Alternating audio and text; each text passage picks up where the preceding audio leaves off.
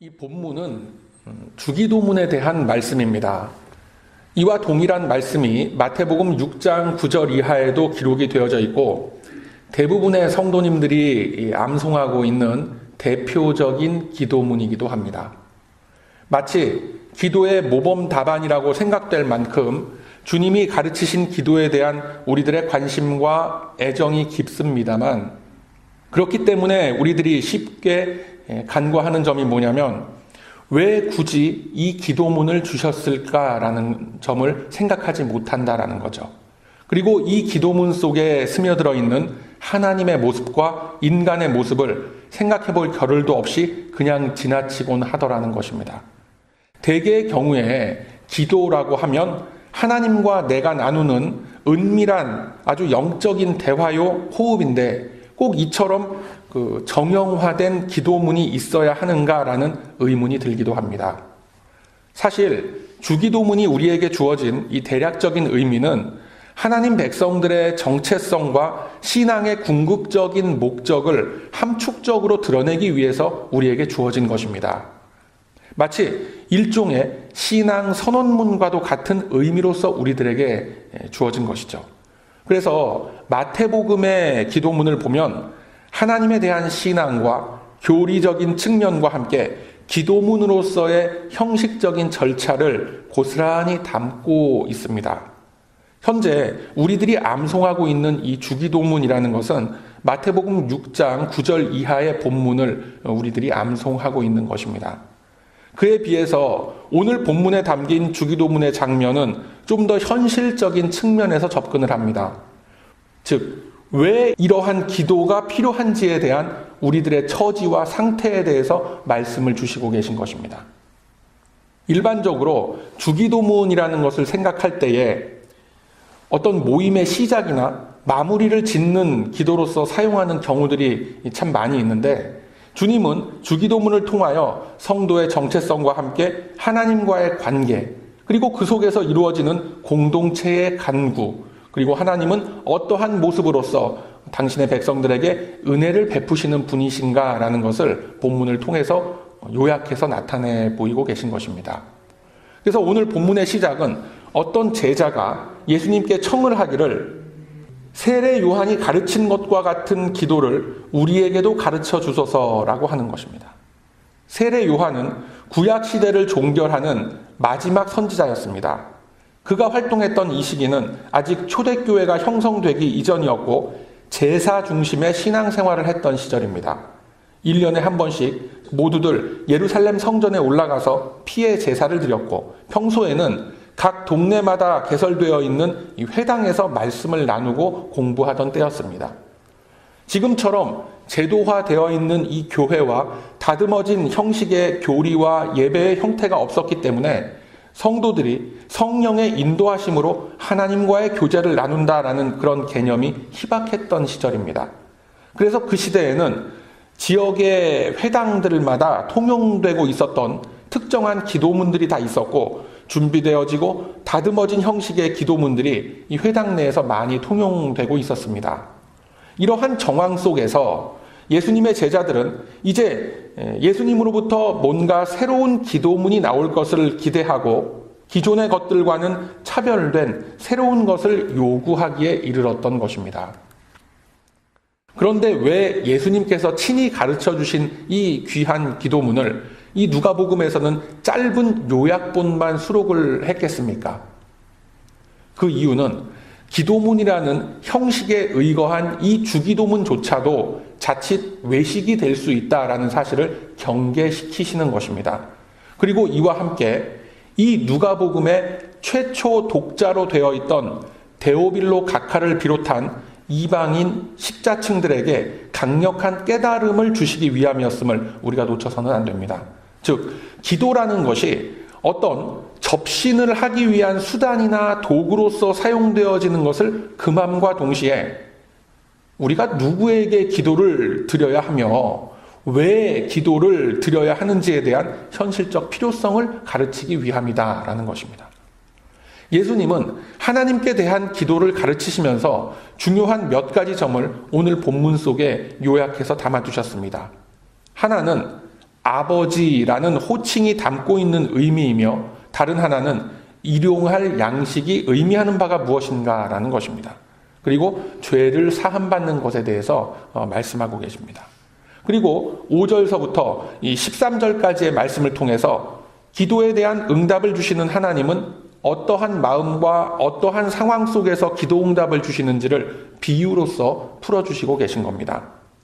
자, 본문 속으로 들어가서 보면 주기도문의 첫 시작을 아버지여라고 부르게 하신 것입니다.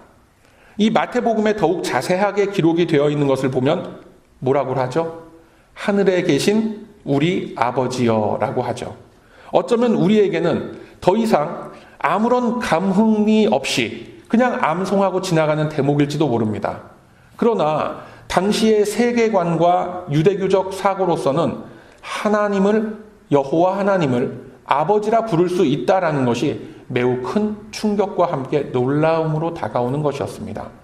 피의 제사를 받으시는 분이시며 두려움과 또 심판주로서 이스라엘을 다스리시는 여호와 하나님을 아버지로 부를 수 있다라는 것은 두 가지 의미를 나타내는 겁니다. 우선은 하나님께서 기꺼이 나를 그분의 자녀로서 한 가족으로서 인정을 해주셨다라는 선언을 나타내고 있는 것입니다. 이 세상에 존재했던 어떤 이방 종교와 철학의 사조도 자신들의 교주를 아버지라고 호칭하는 경우는 없습니다. 그리고 그러한 가르침도 없습니다.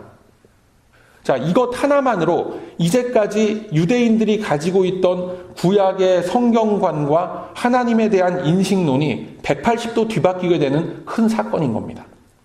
무서운 하나님, 말씀을 듣지 않으면 무서운 불의 심판으로 쓸어버리는 근엄하고 엄격하신 하나님, 칼날 같은 율법의 준수만을 원하시는 하나님으로부터 이제는 자기 백성을 위하여 친히 육신의 몸을 입고 이 땅의 희노애락을 함께 하시면서 이 백성들과 함께 더불어 살아가는 하나님으로서의 모습을 선언하신 큰 사건인 것입니다.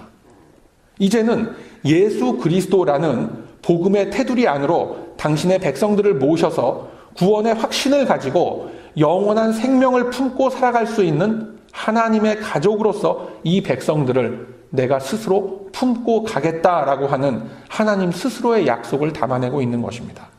두 번째로는 하나님으로부터의 언약이 내려온 것이기 때문에 그 근거로서 이 땅에 살고 있는 나의 신분도 바뀌게 된 것입니다. 이것은 그냥 듣기 좋은 선언으로서 우리에게 주어진 것이 아니라 실제로 우리들이 살아가고 있는 물리적인 인생의 공간 속에서 우리들이 구별된 삶을 살아갈 수 있는 자격과 근거가 생기게 되는 것입니다. 뒤집어서 말하면 영혼의 생명을 우리들이 얻게 된 것입니다. 죽었던 우리들의 영혼이 다시 살아나게 된 것입니다.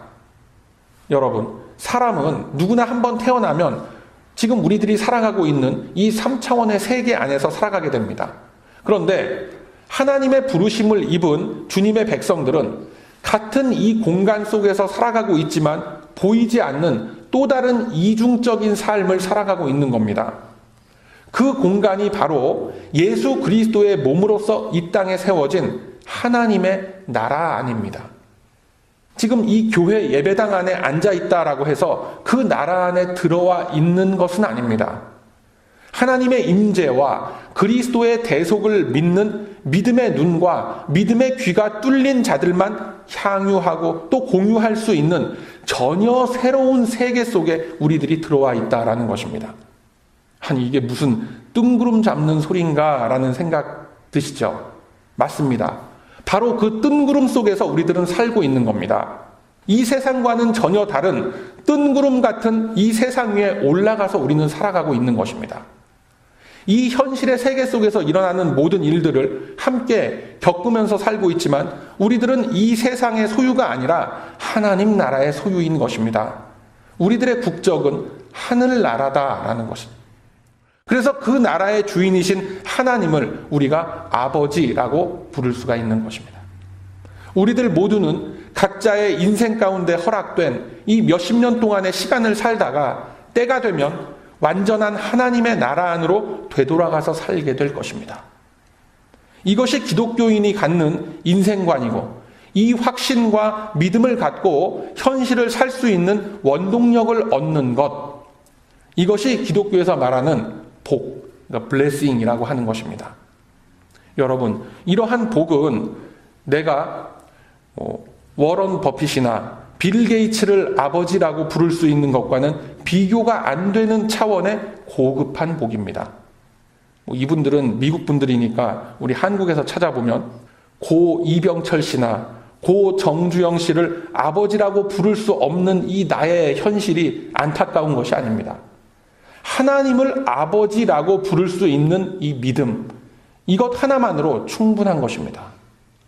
이 세상 속에서의 삶이 물론 중요하고 다 합니다만 언제나 돌아갈 수 있는 영혼의 공간, 영혼의 안식처에 우리들은 우리의 소망을 두고 있는 겁니다. 이 사실을 예수님께서 기도문으로서 명문화하신 것이 하늘에 계신 우리 아버지라는 이 한마디 속에 담겨 있는 의미인 것입니다. 그 다음으로 등장하는 테마가 바로 일용할 양식을 달라라는 그런 기도입니다. 여러분, 우리는 하늘나라의 것, 즉 하나님의 가치와 성품과 그분의 말씀을 우리 영혼의 양식으로 삼아서 사는 존재들이에요.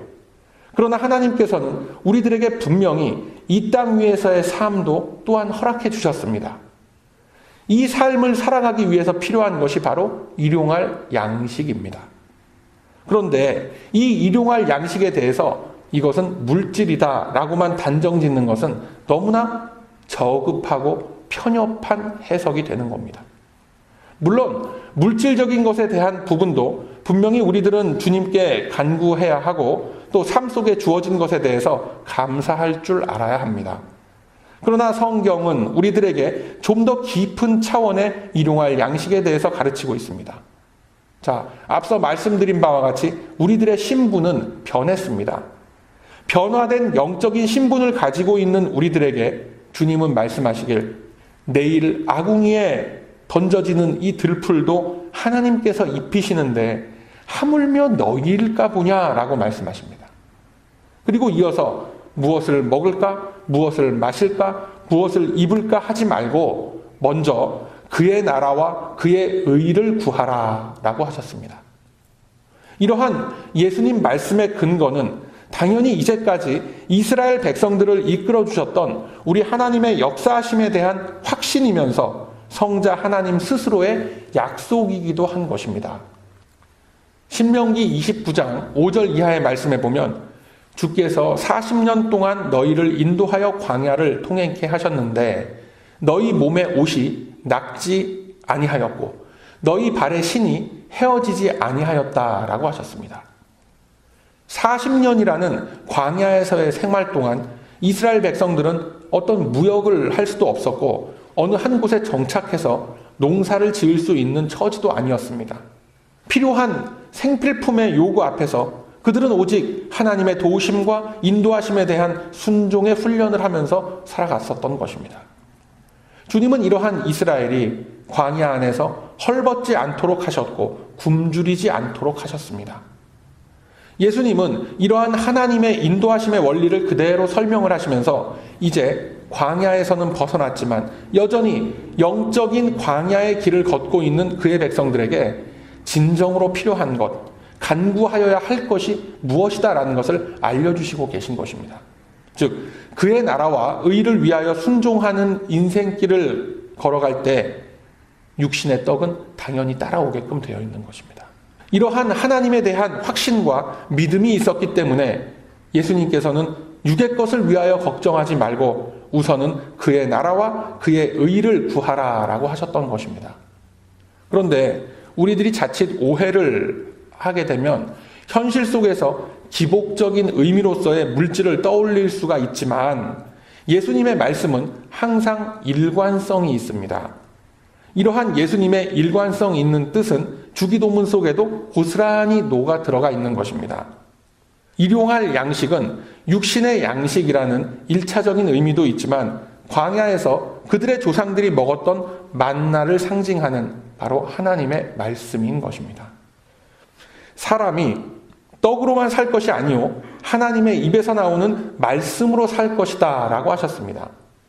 우리 성도에게 있어서 가장 우선시되는 필요와 충족의 요소는 바로 하나님의 말씀이 된다라는 이 사실을 여러분 꼭 믿으시길 바랍니다.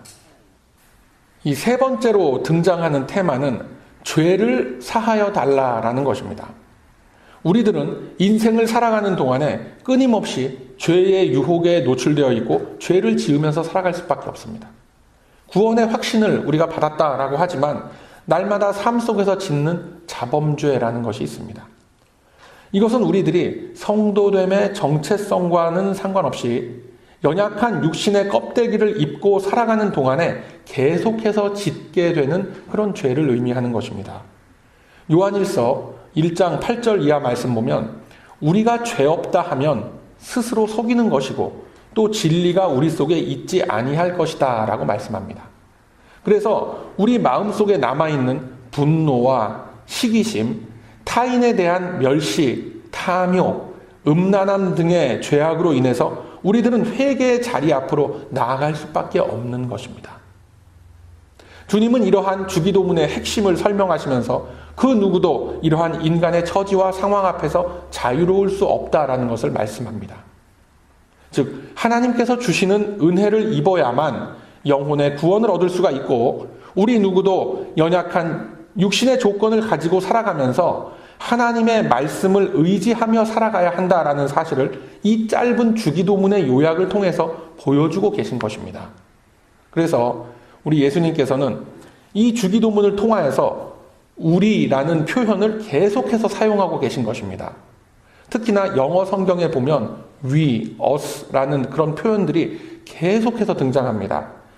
이 우리라는 표현은 단지 예수님 앞에서 이 주기도문에 대한 설명을 듣고 있는 제자들만을 의미하는 것은 아닙니다. 여기서 말하는 우리들이라는 것은 하나님과 저와 여러분과 또 모든 성도들을 잇는 중보자로서 예수님을 다 포함하고 있는 우리를 지칭하는 것입니다. 여러분, 그래서 주기도문이 중요한 거예요. 예수님은 우리들을 끌어안고서 하나님 앞에 나아가시는 겁니다. 그리고 당신께서 하나님과 한 몸이신 것과 같이 우리들도 하나님과 한 몸을 이룬 가족임을 하나님의 보좌 앞에 나아가 상기시켜 드리는 역할을 하고 계신 것입니다. 이 역할은 오직 예수님만이 하실 수가 있는 겁니다. 성모 마리아가 할 수 있는 것이 아닙니다, 여러분. 즉 예수님께서는 하나님이시면서 우리들을 그의 몸된 지체들로 세워주셔 자신이 교집합을 이루어 가심으로써 우리들과 하나님이 한 몸이 되게끔 역사하시는 겁니다. 이러한 예수님의 간구가 절절히 담겨 있는 것이 바로 이 주기도문인 것입니다.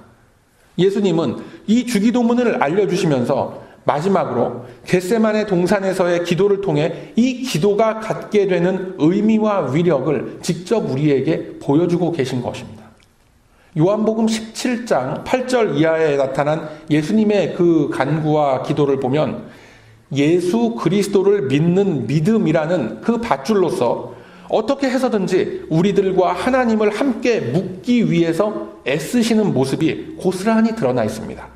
어떻게 말씀하시느냐면 나는 아버지께서 나에게 주신 말씀을 저들에게 주었고 그로 인하여 그들은 아버지께서 나를 보내신 줄을 믿게 되었습니다. 라고 합니다. 이 얘기는 뭐냐면 우리들이 하나님 앞에 직접 나아가서 해야 할 이야기를 예수님이 대신 해주시는 겁니다. 그리고 말씀하시기를 아버지와 내가 하나인 것 같이 저들도 우리와 하나가 되게 하소서라고 하나님께 우리를 위하여 청원하시는 겁니다. 예수님의 이 절절한 청원을 지켜보면 주께서 중보자가 되사 우리들을 하나님 존전에 데려가시기 위해서 얼마나 애를 쓰면서 우리 쪽 사이드에서 하나님을 향해 변호하고 계신지 모릅니다. 우리들은 바로 이것을 이 주기도문과 함께 읽어낼 수가 있어야 하는 것입니다. 주기도문을 어떤 주문을 외우듯이 줄줄줄줄줄 외워댄다고 그게 능사가 아닌 겁니다. 요한복음 17장 19절에 보면 내가 거룩하게 되어 아버지와 한 몸을 이룬 것 같이 저들도 진리의 말씀으로 인하여 거룩함을 얻게 하였으니 이 믿는 자들을 받아주소서라고 합니다. 그리고 마지막 간청을 하다시피 하시는 말씀이 요한복음 17장 21절의 말씀이죠. 오늘 말씀 카드에도 나누어 드렸죠. 한번 다 같이 한번 읽어볼까요? 요한복음 17장 21절 말씀 한 목소리로 읽습니다. 아버지께서 내 안에 내가 아버지 안에 있는 것 같이 저희도 다 하나가 되어 우리 안에 있게 하사 세상으로 아버지께서 나를 보내신 것을 믿게 하옵소서. 아멘. 이렇게 말씀하는 겁니다. 우리를 대신하여 하나님 앞에 서서 어떻게 해서든지 이 한 사람이라도, 한 영혼이라도 더 구해보려고 애쓰시는 그런 모습인 것입니다.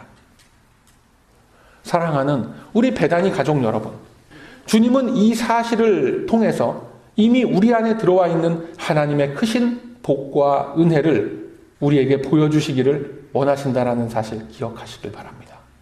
그래서 주기도문을 요약해서 그 핵심 포인트를 짚어주시면서 오늘 우리가 나눈 본문 5절 이하의 비유를 들어서 하나님의 모습을 보여주고 계신 것입니다.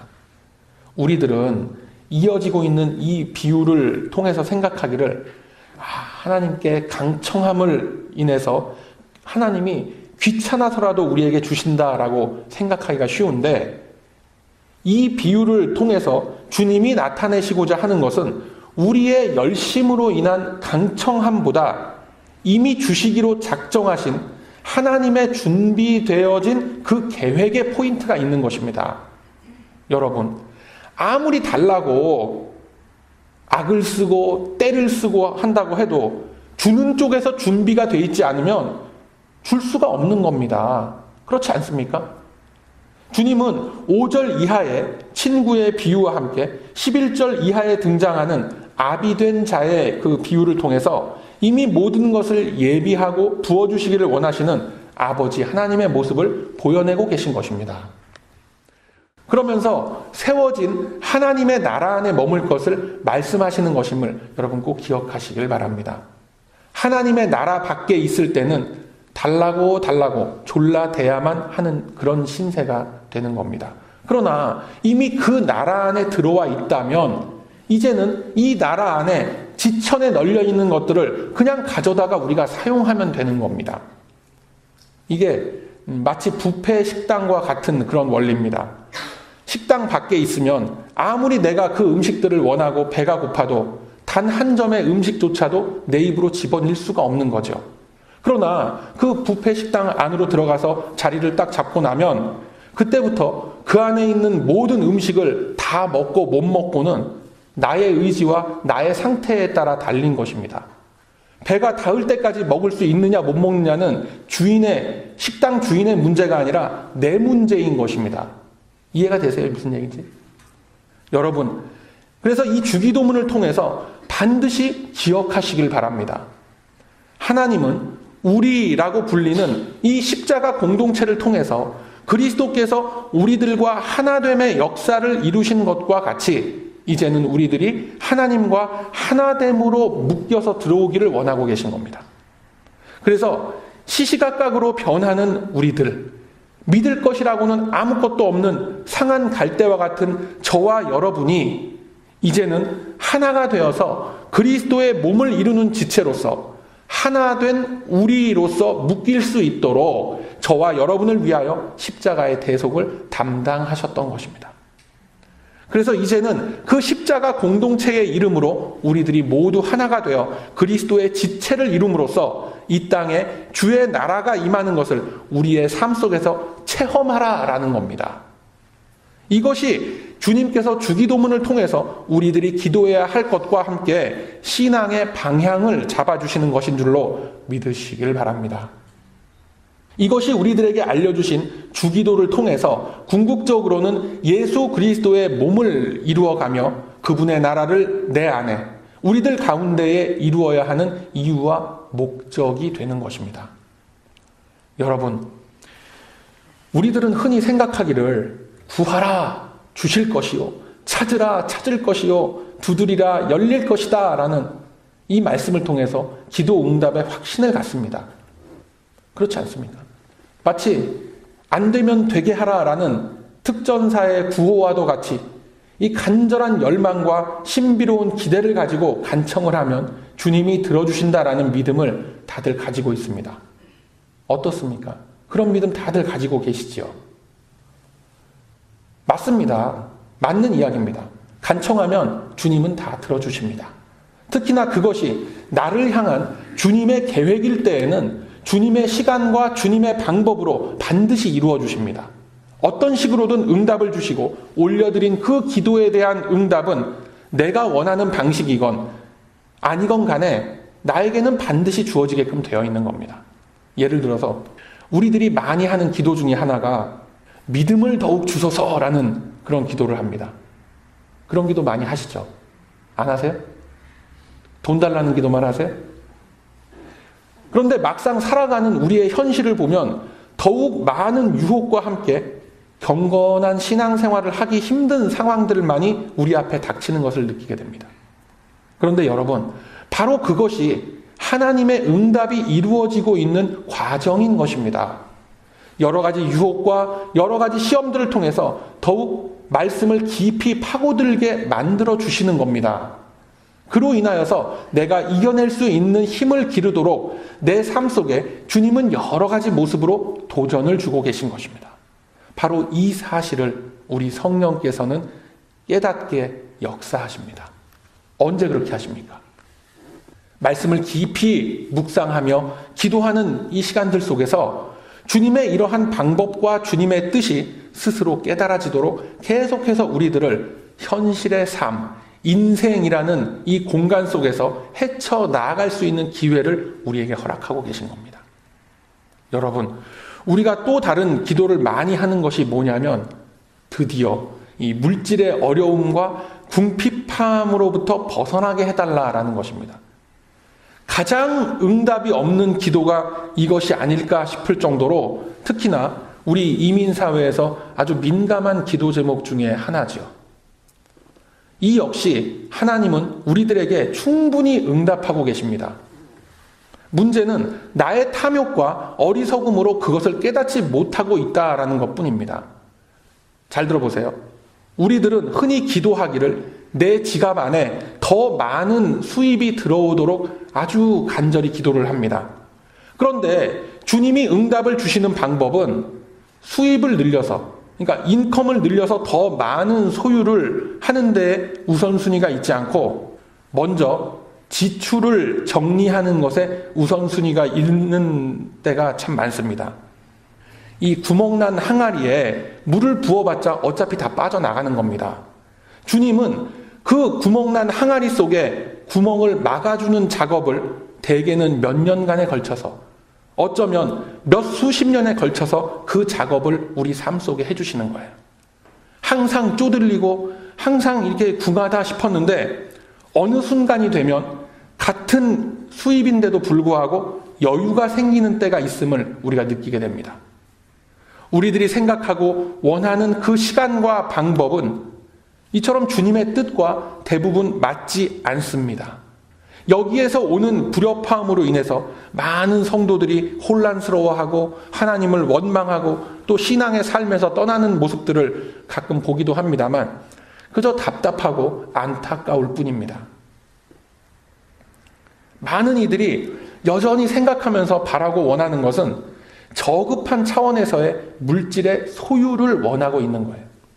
그러나 모든 천하 만물의 주인이시며 역사를 주관하시고 인도하시는 하나님이 직접 우리 안에 들어와 부어주시는 복은 이미 나의 삶 속에 차고도 넘치는데 그걸 인식하지 못하고 있는 거예요. 그래서 예수님은 누가복음 10장 23절 이하에서 말씀하시기를 너희들이 보는 것을 함께 볼 수 있는 자는 복이 있고 너희들이 듣는 것을 함께 들을 수 있는 자가 복이 있다라고 하셨던 겁니다. 이처럼 우리 삶에서 일어나는 하나님의 응답과 도우심의 손길을 느끼고 싶다면 하나님 안으로 들어와야 됩니다. 하나님과 하나 된 그 연합된 관계 속으로 우리가 들어와야 됩니다. 그런데 대개는 나의 짧은 신앙과 나의 이 정욕을 앞세워서 나의 뜻대로 하나님이 움직여 주시기를 간절히 바라고 있는 것이 바로 우리들의 실체인 것입니다. 내 소견에 옳은 대로 살면서 주님의 뜻대로 하옵소서라고 간절하게 기도들을 합니다. 여러분, 주님은 주님의 뜻대로 하고 계신 겁니다. 지금 이 순간에도 주님의 뜻을 이루시기 위해서 일하고 계신 것입니다. 우리들이 올려드린 그 기도를 듣고 그 기도대로 주님의 뜻과 주님의 방법대로 쉬지 않고 지금도 일하고 계십니다.